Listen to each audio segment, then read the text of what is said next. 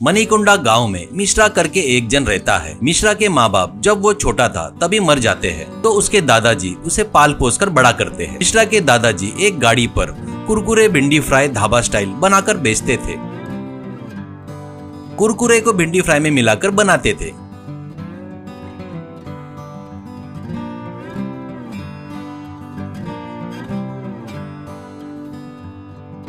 मिश्रा बहुत ही आलसी था। खाना खाना, टीवी देखना, सोने के अलावा और कोई भी काम नहीं करता था। उसके दादाजी कितना भी समझाए तो भी वो नहीं सुनता था। एक दिन वो, बेटा उम्र हो रही है, तेरी दादी के मरने के बाद मेरा घर में काम भी बढ़ गया है।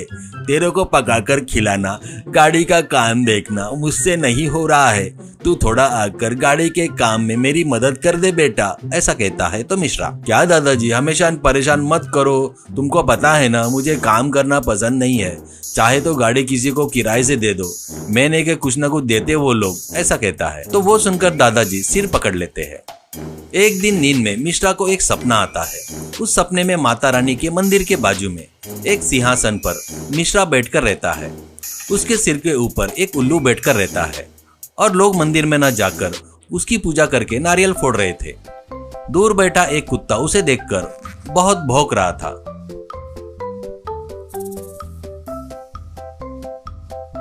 तभी मिश्रा की नींद खुलती है और वो सपने के बारे में सोच रहा था। ये बात वो गाड़ी के पास आकर दादाजी से पूछता है तो वो, अरे सपने तो भगवान के रहस्य है बेटा, वो अपने जैसे मामूली इंसानों को समझ में नहीं आते।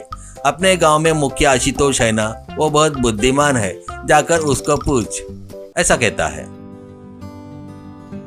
मिश्रा जाकर उससे पूछता है तो वो, बेटा मिश्रा तू अपने आप को बहुत बड़ा सोच रहा है, इसलिए ऐसा सपना आया होगा, ऐसा कहता है। मिश्रा, बाबूजी मेरे बारे में कितना भी बड़ा सोचे तो भी भगवान से बड़ा बनने का मैं कभी नहीं सोचा। जाने दो, पर वो कुत्ता क्यों भौंक रहा है, वो उल्लू मेरे सिर पर क्यों बैठा था, ऐसा पूछता है। आशुतोष, क्या है क्या मुझे नहीं पता, एक काम कर, पड़ोस के गाँव में एक पंडित रहता है, वो बहुत ही शास्त्रों का ज्ञानी है, उससे पूछ कर देख, ऐसा कहता है। पंडित, बेटा मिश्रा तुम्हारे गांव में कुछ अनहोनी होने वाली है, इसलिए सपने में गांव वाले माता रानी की पूजा ना करते हुए तेरी पूजा किए हैं, ऐसा कहता है। मिश्रा, तो कुत्ता और उल्लू का क्या रोल है, ऐसा कहता है। पंडित, उनको खाना नहीं दिए इसलिए उसको गुस्सा आया और भौंका। माता रानी की नहीं तेरी पूजा करवा लिया करके तेरे साथ कुछ गलत होना करके उल्लू तेरे सिर पर बैठा, ऐसा कहता है। इससे मिश्रा को डर लगता है। वो गांव लौटकर आते वक्त जंगल में एक पेड़ के नीचे एक पागल बैठा था। उसके बारे में मिश्रा को सब पता था। उसका नाम बैरागी था।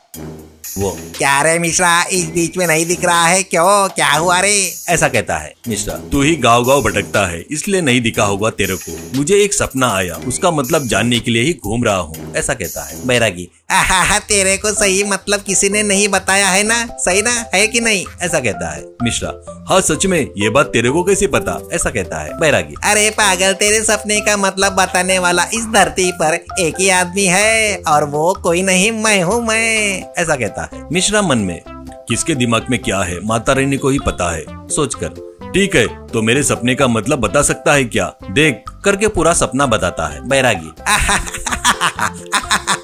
मुझे समझ में आ गया, लोगों में देव भक्ति कम हो रही है, स्वार्थ, आलस, ढोंगी बन रहे हैं सब लोग। उसके ब्रांड एम्बेसडर तुझे मानकर काम धंधा नहीं करता ना, तू खाली पीली घूमता रहता है ना, करके तेरी पूजा कर रहे हैं। अब वो सिंहासन तेरे अंदर के घमंड और लालच का प्रतीक है। मिश्रा, तो कुत्ता क्यों भौंक रहा था और उल्लू मेरे सिर पर क्यों बैठा था, ऐसा कहता है। बैरागी, तेरे को पाल पोस कर बड़ा किए तेरे दादाजी, तेरा पेट भरे तक खिलाकर कुत्ते को भी एक निवाला डाल रहे हैं।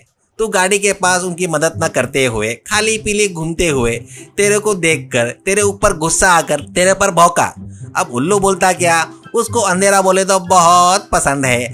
आलस और अज्ञानता में जी रहा है तू, अंधेरे से भी घना अंधेरा है रे तू, इसलिए उल्लू तेरे ऊपर प्यार से बैठा। ऐसा कहता है। इससे मिश्रा का ज्ञानोदय होता है। वो बैरागी को नमस्कार करके, तुम पागल नहीं हो, तुम तो बड़े मेधावी हो, अभी मुझे मेरी गलती का एहसास हो गया है, कहता है। तो बैरागी, ए क्या रे, गांव वाले सभी मुझे पागल कह रहे हैं तो तू नहीं बोलने वाला तू कौन है रे? मैं पागल हूँ, मैं पागल हूँ, मैं पागल हूँ, मैं पागल हूँ, पागल करके गुस्से में उठकर चला गया।